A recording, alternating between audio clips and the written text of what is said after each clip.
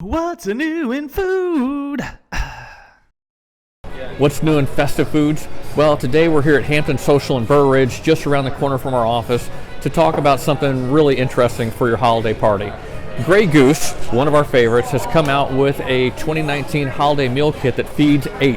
Whether that's for your family, your friends, or just a party you want to throw at home, it's a great little meal kit put together by celebrity chef Jonathan Waxman. And not only is it a great kit, but it does some great things as well. A portion of every kit goes to donating dollars to Meals on Wheels to support others who don't have as much for the holiday season.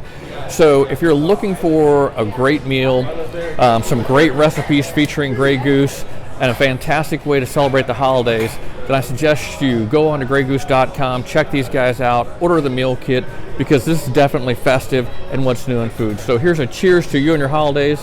That's what's new in festive foods.